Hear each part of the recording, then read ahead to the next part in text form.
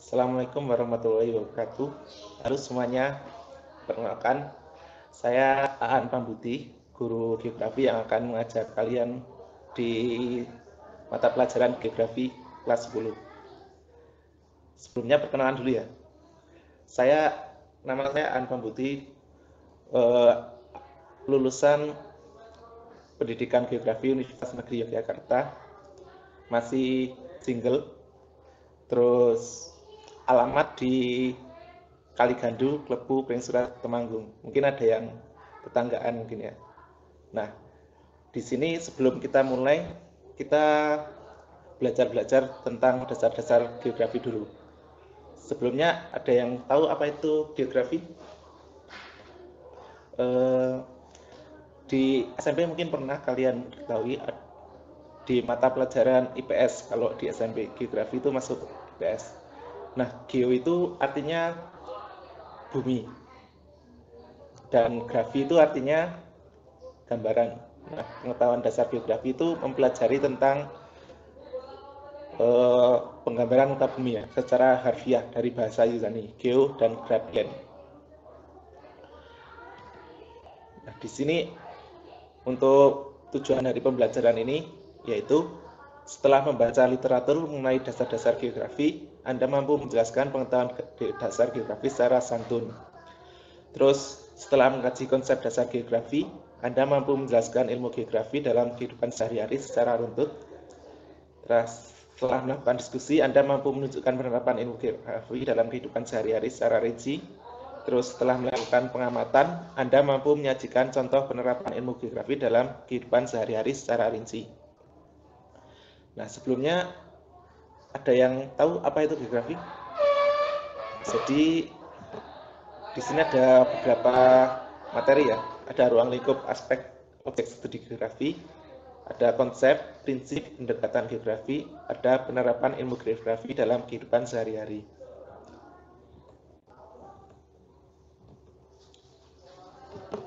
Nah, sebelumnya definisi geografi ya. Menurut Eratosthenes, geo itu artinya bumi dan grafien berarti deskripsi atau uraian. Jadi artinya berarti deskripsi atau penulisan tentang bumi. Eratosthenes itu filsuf Yunani, dari Yunani. Terus ada menurut Carl Ritter, geografi adalah studi tentang daerah yang berbeda-beda di permukaan bumi.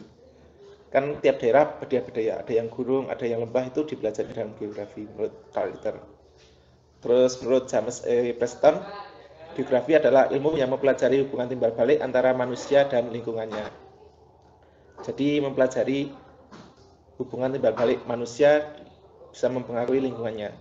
Terus ada menurut Bintarto, itu ilmuwan geografi dari Indonesia, geografi mempelajari hubungan gejala-gejala di permukaan bumi dan peristiwa-peristiwa di permukaan bumi, baik secara fisik maupun berkaitan dengan makhluk hidup serta permasalahannya.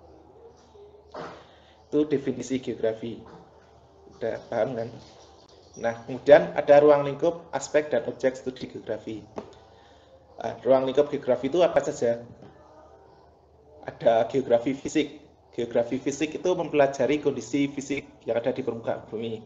Misalnya bentuk bumi, ada yang gunung, tanah, batu, terus ada relief, iklim, itu dipelajari dalam geografi fisik.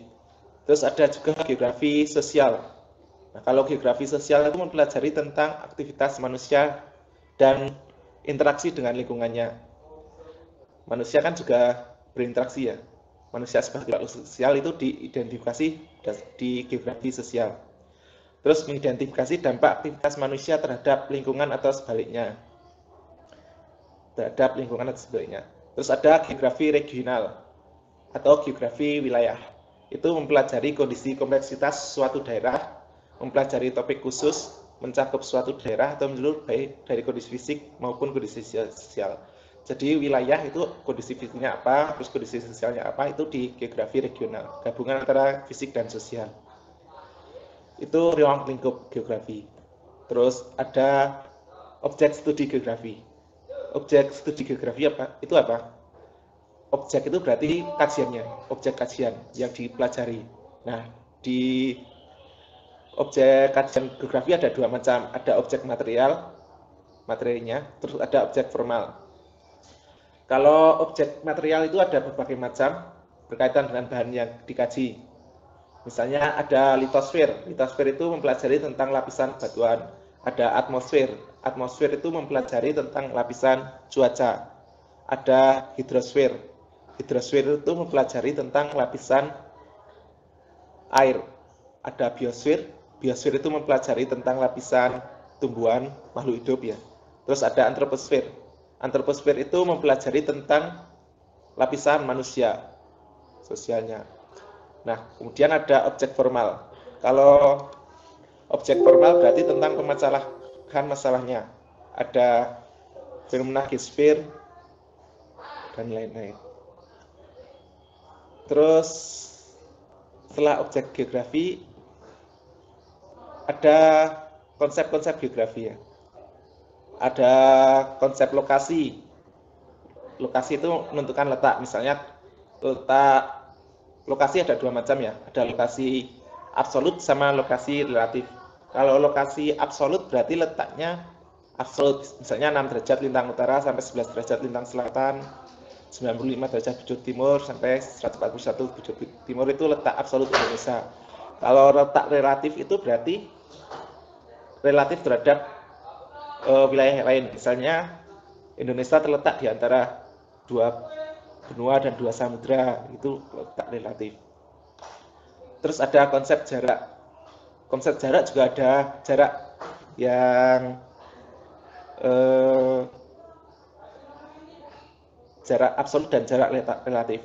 Kalau jarak absolut berarti dalam kilometer. Kalau jarak relatif berarti relatif terhadap waktu. Misalnya kalau kalian berangkat sekolah jaraknya 14 km itu jarak absolut. Kalau jarak relatif berarti jaraknya misalnya berangkat sekolah dalam waktu 30 menit, itu jarak relatif. Konsep keterjangkauan. Kalau konsep keterjangkauan berarti dipelajari dalam misalnya suatu daerah itu mudah terjangkau atau tidak. Itu tergantung dari aksesibilitas. Misalnya di daerah gunung itu sulit dijangkau, kalau di daerah kota itu mudah dijangkau. Terus ada konsep pola. Misalnya konsep pola pemukiman, ada pemukiman yang mengelompok, ada pola pemukiman memanjang, ada pola sungai. Nah, itu konsep pola. Terus ada konsep morfologi. Kalau konsep morfologi berarti bentuk muka bumi ya. Terus ada konsep aglomerasi atau persebaran. Jadi ada satu wilayah dengan wilayah yang lain itu memiliki persebaran yang beda. Ada konsep nilai guna. Konsep nilai guna misalnya gunung itu gunanya buat petani, misalnya tanah yang mudah. Tanah itu buat petani bisa buat sebagai tempat menanam tanaman, tapi buat pembuat batu bata itu bisa buat bahan baku untuk batu bata. Terus ada konsep interaksi interdependensi. Interaksi itu saling berkaitan, interdependensi itu saling ketergantungan. Misalnya petani dan masyarakat kota. Masyarakat kota tergantung sama petani untuk menghasilkan bahan baku kebutuhan pokok. Mereka juga saling berinteraksi ya. Terus ada konsep diferensiasi area. Setiap wilayah itu memiliki yang berbeda-beda. Misalnya di wilayah yang satu sama wilayah yang lain itu memiliki ciri-ciri yang berbeda. Di gunung itu dingin, di dekat pantai itu panas, itu termasuk diferensiasi area. Terus ada konsep keterkaitan ruang.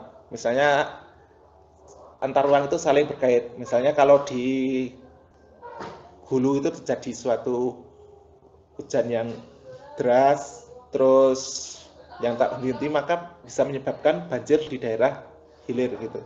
Saling berkaitan antara ruang. Mungkin sampai sini aja ya pembelajaran kali ini. Bisa baca-baca sendiri tentang konsep dan pendekatan geografi. Terima kasih atas